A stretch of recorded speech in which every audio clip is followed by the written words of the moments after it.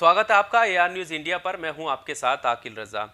भारत और चीन के बीच चल रहे विवाद को लेकर नई हेडलाइंस आपके सामने आ रही होंगी। खबर के मुताबिक चीनी सेना अब 2 किलोमीटर पीछे जा चुकी है, यानी भारतीय सेना ने चीनी सेना को 2 किलोमीटर पीछे धकेल दिया है। इसको लेकर भारतीय मीडिया का क्या रवैया है उस पर बात करेंगे, विपक्षी दल किस तरह की समझ रख रहे हैं और साथ ही साथ प्रधानमंत्री के उस स्टेटमेंट की बात करेंगे जो पीएमओ से रिलीज हुआ था, जिसमें ये कहा गया था कि भारतीय सीमा में ना कोई घुसा हुआ है और ना कोई घुस आया है।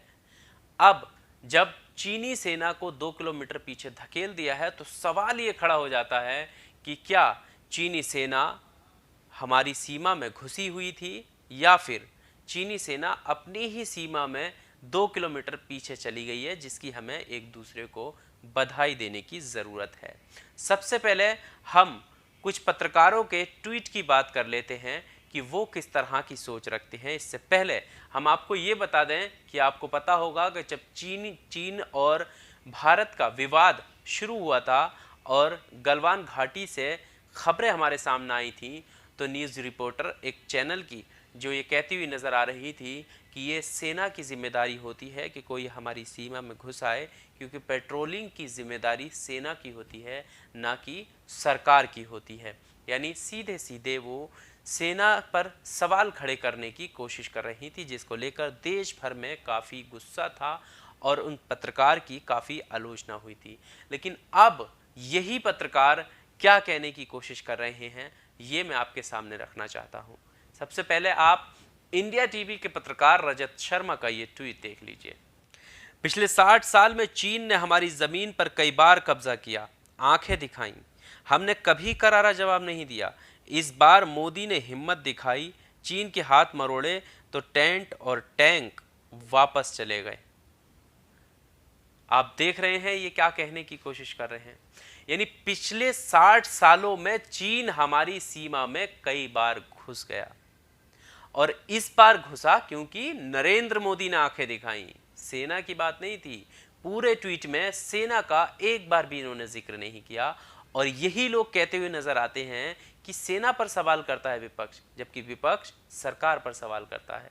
और यहाँ पर ये शुरू में जब ये खबरें निकलकर सामने आ रही थी कि चीन हमारी सीमा की तरफ बढ़ रहा है, तब ये कह रहे थे कि ये सेना की जिम्मेदारी है। और अब जब ये खबर सामने आई है कि चीन वापस 2 किलोमीटर पीछे चला गया है, तो ये नरेंद्र मोदी की हिम्मत की बात कर रहे हैं, सेना का जिक्र भी नहीं कर रहे हैं। तो क्या ये सेना का मनोबल बढ़ाते हुए दिखाई दे रहे हैं या फिर सेना का मनोबल गिराते हुए दिखाई दे रहे हैं, ये बहुत बड़ा सवाल है। पिछले 60 सालों का ये जिक्र कर रहे हैं, यानी पिछले 60 सालों में कोई भी सेना ऐसी नहीं रही जिसने जवाब दिया, कोई प्रधानमंत्री ऐसा नहीं रहा जिसने खड़े होकर के जवाब दिया होगा। सिर्फ प्रधानमंत्री मोदी ही ऐसे हैं पिछले 60 सालों के बाद जो पहली बार चाइना को आंख दिखाई है। यानी इसमें आपको नहीं लगता कि ये सेना के ऊपर भी सवाल खड़े हो रहे हैं कि पिछले 60 सालों में कई बार चीन हमारे सीमा में घुस गया। ये रजत शर्मा कहने की कोशिश कर रहे हैं और कह रहे हैं कि जमीन पर कई बार कब्जा किया, आंखें दिखाई, हमने कभी करारा जवाब नहीं दिया। इस बार मोदी ने हिम्मत दिखाई, चीन के हाथ मरोड़े तो टेंट और टैंक वापस चले गए। यहां पर ये भी तो लिख सकते थे कि इस बार हमारी सेना ने हिम्मत दिखाई। मैं पिछले 60 साल की बात नहीं करना चाहता इसमें, पिछले 60 सालों में क्या हुआ क्या नहीं हुआ ठीक है, लेकिन अभी सिर्फ इस गलवान घाटी के विवाद की अगर हम बात करें तो इस विवाद को लेकर ही कह सकते थे, क्योंकि शुरू में जब सेना की जिम्मेदारी सारी आप लोग थोप रहे थे, सेना की जिम्मेदारी होती है, तो यहां पर भी कहते थे देखो हमारी सेना का पराक्रम, सेना की दहाड़ देखो, जिस दहाड़ के जरिए हमने चीन को 2 किलोमीटर पीछे धकेल दिया है। लेकिन सेना का यहाँ पर जिक्र नहीं दिया, नाम तक नहीं लिया।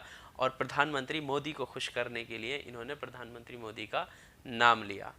एक और ट्वीट इनका देखिए जो लिख रहे हैं कि नरेंद्र मोदी ने चीन को बता दिया, मैप हो या ऐप, हद पार करोगे तो करारा जवाब मिलेगा। वो जमाना चला गया जब हम चुप रह जाते थे, अब दुश्मन को चोट वहां करते हैं जहां दर्द सबसे ज्यादा होता है। ये चीज अच्छी है कि इन्होंने लिखा कि नरेंद्र मोदी ने चीन को बता दिया कि मैप हो या ऐप, हद पार करोगे तो करारा जवाब मिलेगा। ठीक है, हमारे प्रधानमंत्री हैं, मजबूत हैं, जवाब देना जानते हैं, जवाब दे रहे हैं। लेकिन इसका क्या मतलब है कि वो ज़माना चला गया? क्या हम इससे पहले हमारी सेना कमज़ोर थी? क्या इससे पहले जो प्रधानमंत्री थे वो दबा करते थे दूसरे देशों से?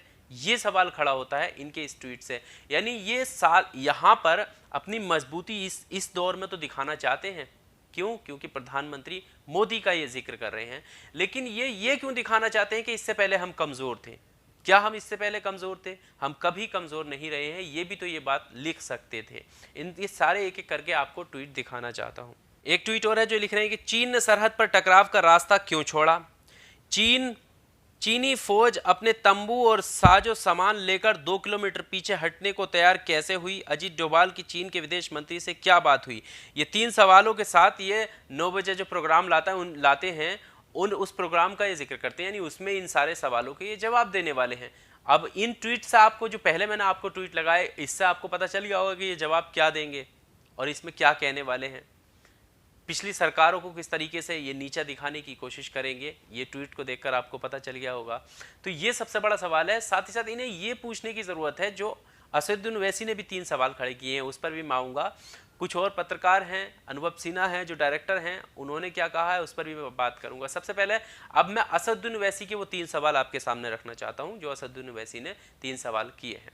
सवाल नंबर 1, किसी भी सूरत में डी एस्केलेशन का मतलब क्या है? चीन को वो करने देना चाहिए जो वो चाहता है। सवाल नंबर 2, पीएमओ के मुताबिक ना कोई घुसा है ना कोई घुसा हुआ है, तब डी एस्केलेशन क्यों?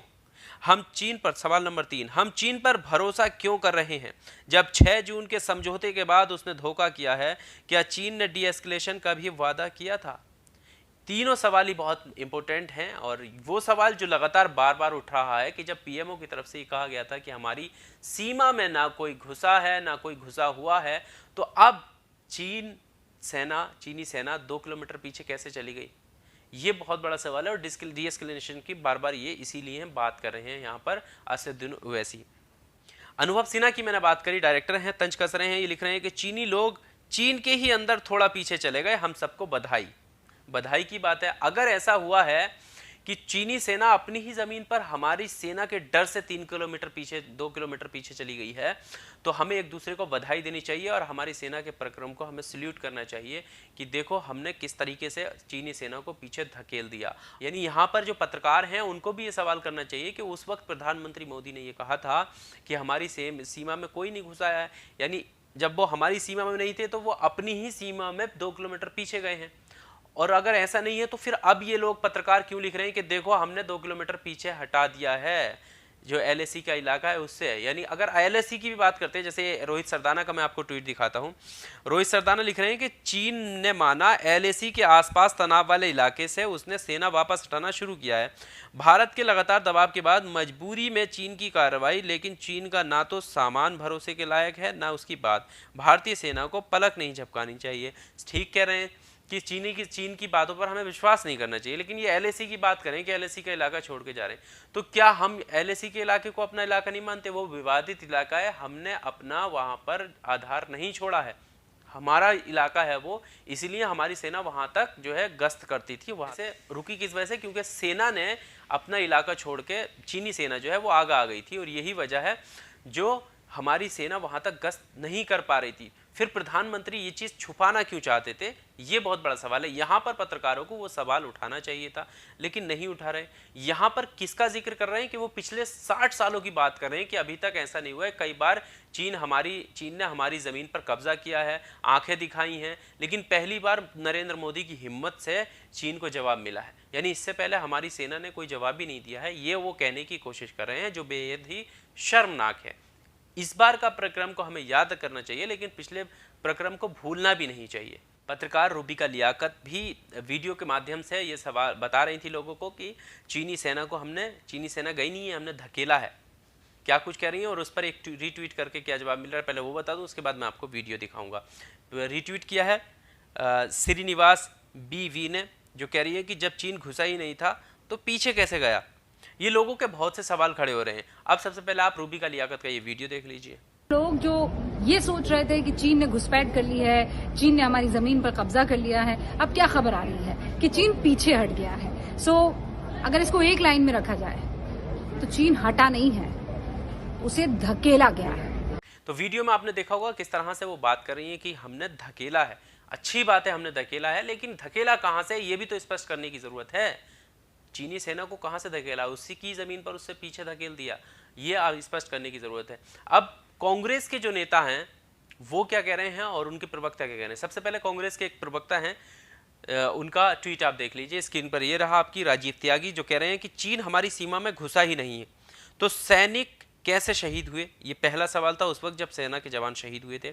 उसके बाद इन्होंने फिर पूछा है कि जब भारत की सीमाओं में चीन घुसा ही नहीं तो वापस कैसे जा रहे हैं।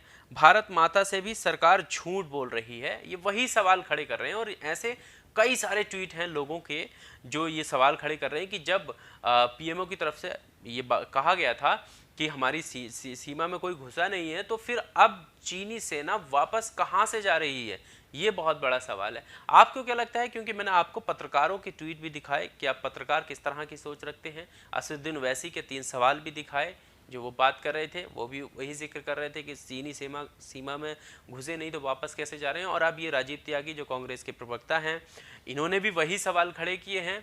इन सवालों को लेकर जो विपक्षी दल सवाल खड़े कर रहे हैं, पत्रकारों के नजरिए को लेकर जो पत्रकार अपने नजरिए से ट्वीट अपने ऑफिशियल ट्विटर हैंडल से कर रहे हैं, स्पेशली रजत शर्मा, इन सारी चीज़ों को लेकर और मौजूदा हालातों को लेकर आपको क्या लगता है, वीडियो के कमेंट बॉक्स में आके अपनी प्रतिक्रिया ज़रूर दीजिएगा।